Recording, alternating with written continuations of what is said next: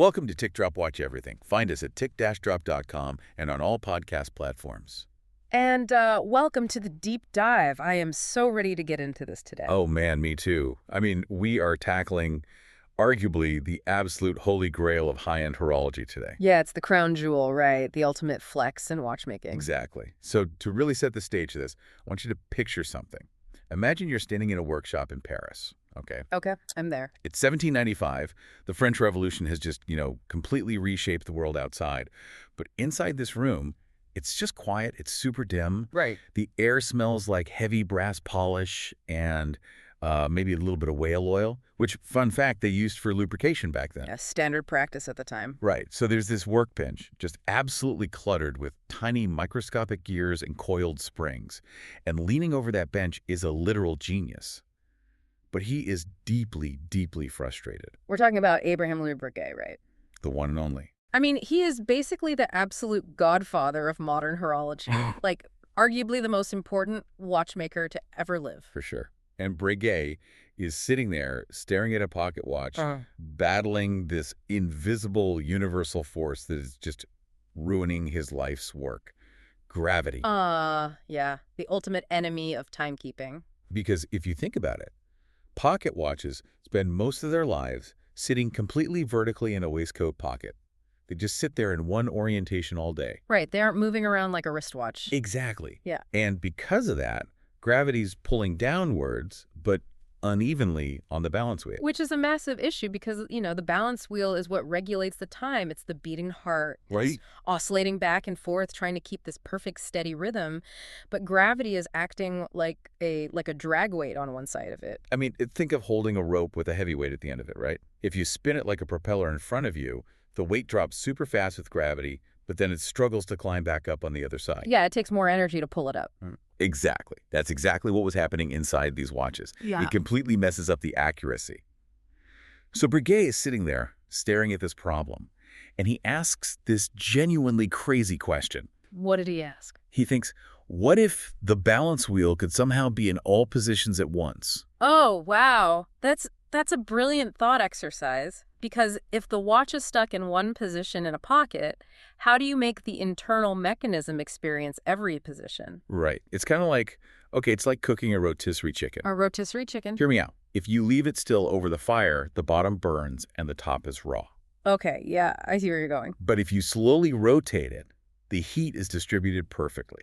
Breguet essentially decided to put the watch's beating heart on a rotisserie to evenly distribute the pull of gravity. And that wild thought, that is exactly what gave birth to the whirlwind. The whirlwind, which, if we translate that into French, is The tourbillon. the tourbillon. And to really understand what Breguet's whirlwind actually is, and how revolutionary it was, we have to look at the modern canvases where this mechanism lives today. Because it's definitely not just some historical footnote. Oh, not at all. It is the ultimate centerpiece of modern high-end watchmaking. So let's get into the watches. We have some incredibly diverse examples of how watchmakers interpret this mechanism today. We really do. Let's start with the baseline, right? Watch number one. I'm calling this the traditionalist, the Breguet Classique Complications. Which is fitting, considering the inventor. Yeah, you have to start with Breguet. It's a direct, unbroken descendant of that exact moment of frustration in 1795, though, to be fair, he didn't officially get the patent granted until 1801. Right. But before we even describe what this piece looks like, I should probably establish a baseline for what we actually mean by the beating heart of the watch. Yeah, that's a good idea. We keep throwing around the word escapement. Right. So, for anyone listening, think of the escapement as a tiny mechanical dam. A dam, okay. Yeah, because if you just let a watch's mainspring uncoil, the hands would just spin out of control and all the power would be gone in 2 seconds. Just a blur of hands. Exactly. Yeah. So the escapement is the dam that catches that rotational energy and releases it drop by drop by drop. And that little mechanical release, that's the literal tick you hear when you hold a watch up to your ear. Perfect, yes. Ah. So in this Breguet Classique, that entire dam, the escapement and the balance wheel, is placed inside a rotating cage. Right. And when you look at the dial of this watch, you see this very traditional, centralized tourbillon.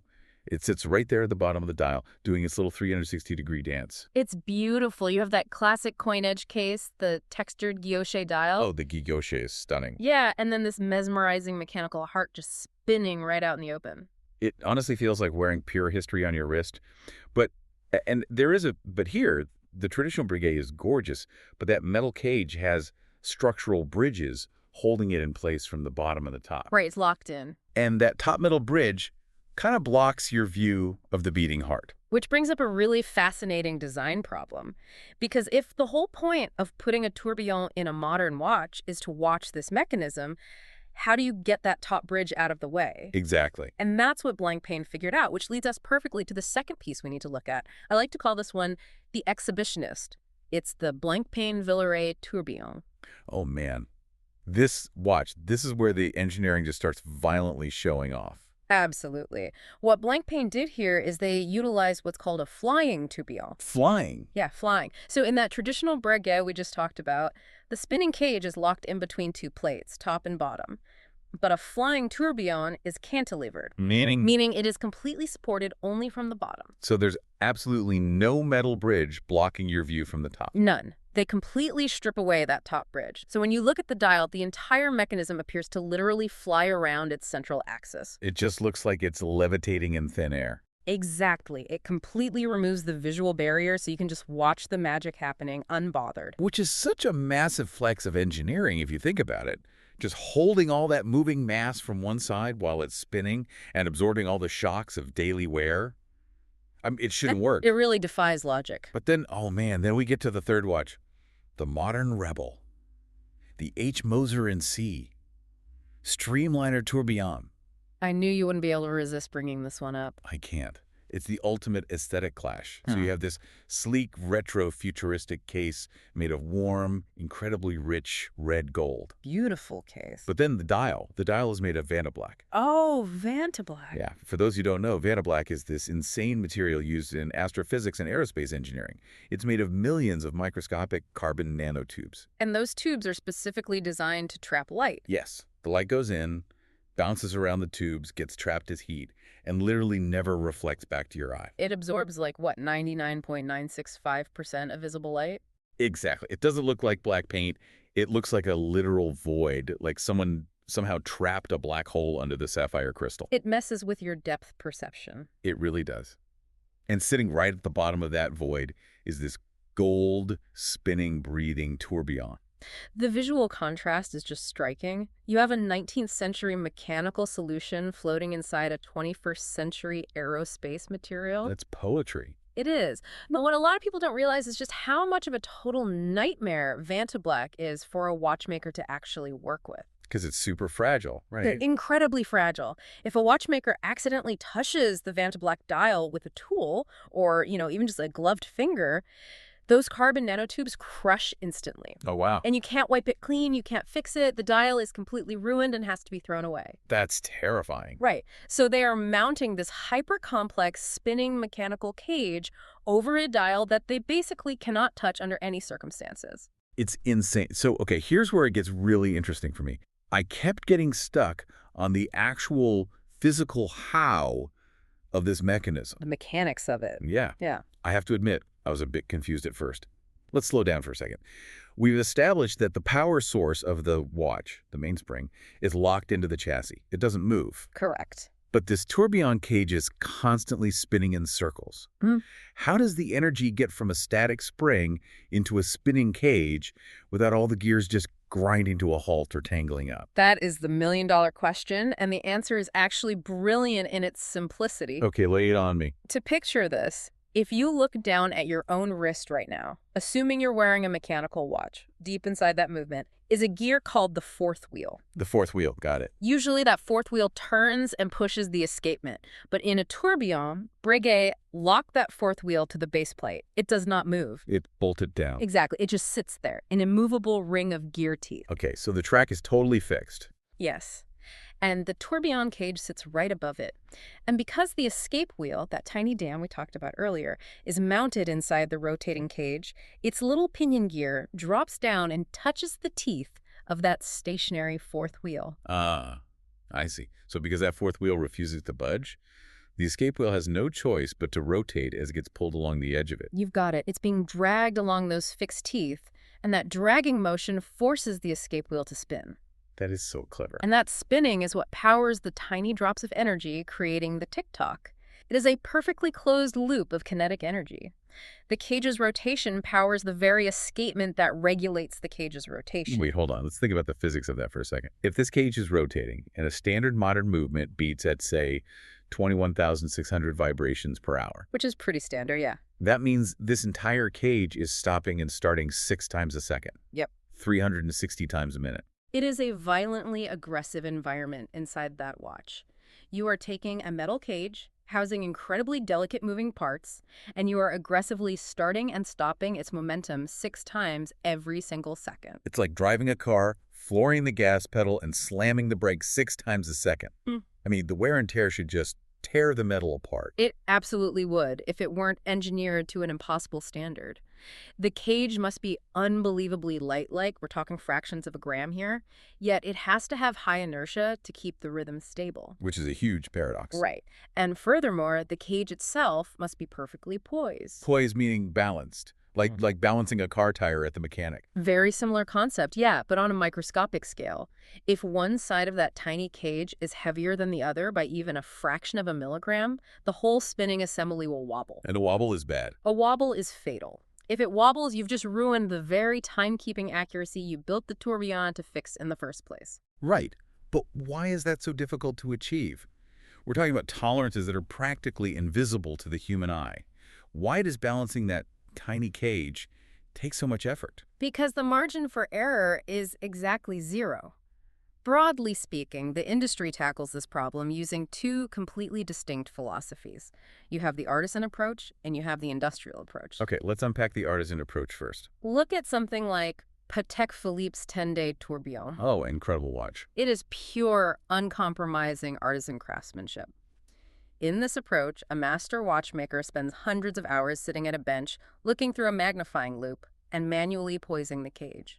Manually, they will take a tiny, tiny file and hand-shave microscopic flakes of metal off one side of the cage just to balance the weight perfectly. Shaving off metal you can't even see. Yeah. But the stakes of that, I mean, if you shave off a fraction of a millimeter too much, you can't just glue it back on. That's the terrifying part of the artisan method. If the watchmaker's hand slips or they file away literally one stroke too many, the cage is ruined. Oh, man. Yeah, you have to scrap the entire component and start over from scratch. The stakes of every single file stroke are incredibly high. It's romantic, it's traditional, and it is exactly what makes the watch extraordinarily expensive. Which is a stark contrast to the other end of the spectrum, right? The industrial approach. Exactly. Take Jaeger-LeCoultre. They are known historically as the watchmaker of watchmakers. For good reason. Yeah. And their approach to a piece like the Master Tourbillon is entirely different.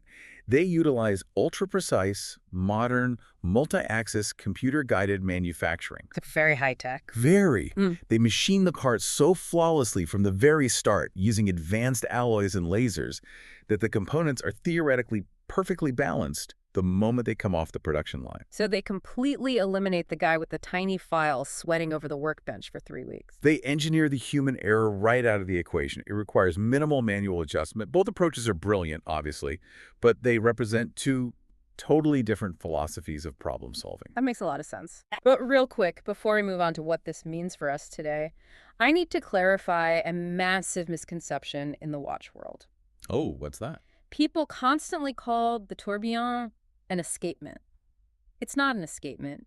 It is a device that houses an escapement. Oh. It's the room, not the furniture. That is the perfect way to put it. The escapement inside could be a standard lever escapement or a highly complex detent escapement. The Tourbillon is just the spinning room carrying it all. Okay, that clarifies a lot. Yeah. So this brings us to kind of the elephant in the room. As fascinating as all this history and physics is, what does this all actually mean for us today? Because honestly, we don't wear pocket watches anymore. We don't. And that is the great paradox of the modern wristwatch. Right, because think about how you wear a wristwatch. It's strapped to your arm, you're talking with your hands, you're typing on a keyboard, you're walking down the street, you're resting your arm on a table. You're very animated right now, but yes. Well, my point is your wrist is constantly moving through 3-dimensional space. It almost never just sits vertically in one single position for hours on end like a pocket watch did in a waistcoat in 1795. Which means Simply by living your daily life, your arm is already forcing the watch into multiple positions.